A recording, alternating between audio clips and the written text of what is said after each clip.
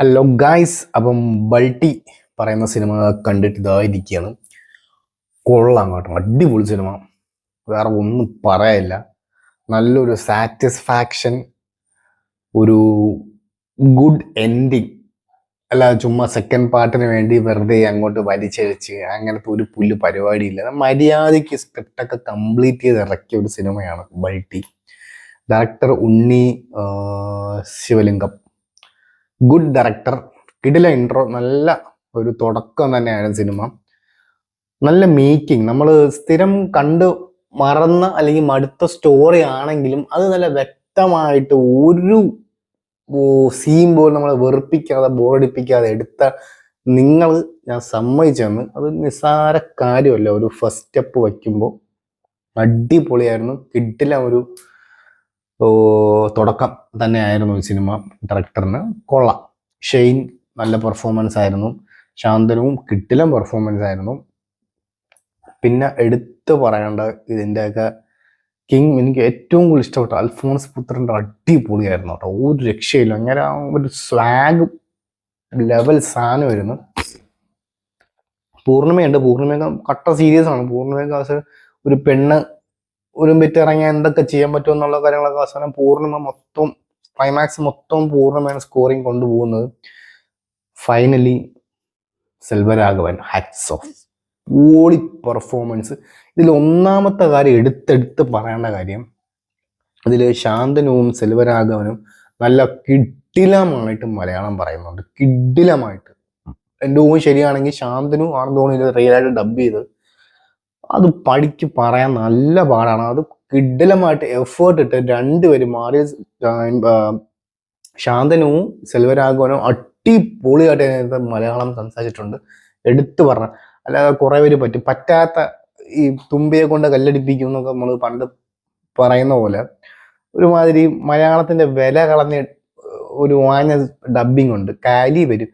പക്ഷെ ഇവര് അങ്ങനെ ഒന്നും ചെയ്യാതെ ഇവര് വ്യക്തമായിട്ട് ഇത് അറിഞ്ഞ് മനസ്സിലാക്കി പറഞ്ഞത് കൊണ്ട് തന്നെയാണ് ഇത് വർക്കൗട്ടായത് ഈ ഡബിങ്ങിൽ. കിടിലമായിട്ടും ഡബിങ്. കാരണം ശാന്തുവിന് പകരം വേറെ ആരെങ്കിലും, സെൽവരാഘവന് പകരം വേറെ ആരെങ്കിലും അയാൾ ഡബ് ചെയ്താൽ തേഞ്ഞു. എനിക്ക് തോന്നുന്നു ഷമി തിലകനായിരിക്കും ഡബ് ചെയ്യാൻ പോകുന്നത്. വേറെ ആരും കിട്ടൂല. അങ്ങനെ വല്ല ആയിരുന്നെങ്കിൽ പിന്നെ ഒരു സുഖം കാണൂല. അതിലൊക്കെ നല്ല കിടിലം ആയിട്ട് പടത്തിൽ മെയിൻറ്റെയിൻ ചെയ്ത് കറക്റ്റായിട്ട് ആ പോർഷൻസ് ഒക്കെ കറക്റ്റായി കൊണ്ടുപോയിട്ടുണ്ട്. പിന്നെ പ്രീതി എന്ന് പറയുന്ന പുള്ളിക്കാരാണ് നടി. പുള്ളിക്കാരിക്കും അത്യാവശ്യം റോളൊക്കെ ഉണ്ട്. നല്ല ക്യൂട്ട്നെസ്, അങ്ങനെ അനാവശ്യം റൊമാൻസ് സീനും അങ്ങനെ ഒന്നും വച്ച് വെറുതെ സമയം കളഞ്ഞ് പോയിട്ടൊന്നുമില്ല. ആവശ്യത്തിന് കറക്റ്റായിട്ട് വെച്ചിട്ടുണ്ട്. പിന്നെ പൂർണിമ വാസ് ബ്രില്യൻറ്റ്. കിടിലം സ്വാഗ്. പൂർണിമയ്ക്ക് ഒരു കിടിലം ഒരു സ്വാഗ് ഉണ്ട്. പുള്ളിക്കാരി ബ്ലാക്ക് സിഗരറ്റൊക്കെ വലിച്ച് മുമ്പോ സെറ്റ്, ഒരു രക്ഷയില്ല. കിടില ഒരു മാസ് ഐറ്റം തന്നെയായിരുന്നു പൂർണ്ണിമയ്ക്കും കൊടുത്തിരിക്കുന്നത്. നല്ല സ്റ്റോറി ആയിരുന്നു. നമ്മൾ കണ്ടുപടുത്തന്ന്, പക്ഷെ നല്ല സ്റ്റോറി തന്നെയാണ്. ക്ലൈമാക്സ് ഒക്കെ പൊടി. ഷൈനിക മരിച്ചു കിടന്ന് അഭിനയിക്കുന്നുണ്ട്, പക്ഷെ കൊള്ളാം. ഒന്നും ആ ലെവലല്ലെങ്കിലും കൊള്ളാം. പരിപാടി വർക്കൗട്ടായിട്ടുണ്ട്. അത് മാത്രം ആണ്, അത്ര ഉള്ളൂടെ, അത് മതി. വർക്കൗട്ടായി മതി. പിന്നെ ഫൈനലി ദ മ്യൂസിക്, നമ്മുടെ സായി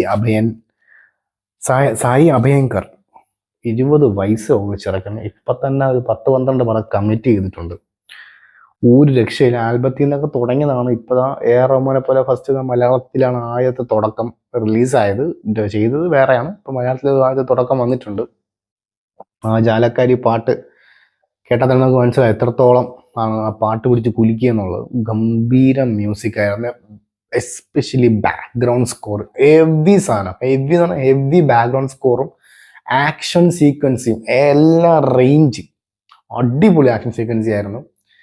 ആ ഒരു ഒറിജിനാലിറ്റിയും എല്ലാം കൊണ്ടുവന്ന് മികച്ച ഒരു കിടിലം ഒരു സ്റ്റണ്ട് കൊറിയോഗ്രാഫർ തന്നെയാണ് ചെയ്തിരിക്കുന്നത്. അത് പോരാഞ്ഞിട്ട് ബീജിയം നൈസറി സായി അത് സെറ്റായിട്ടത് മാർക്ക് ചെയ്തിട്ടുണ്ട്. കൊള്ളാം. കിടിലം പടമാണ്, നല്ല പടം. ക്ലൈമാക്സ് എല്ലാം നമുക്ക് സാറ്റിസ്ഫൈങ് ആണ്. നല്ല പടം. Go watch, enjoy the theater movies. Bye.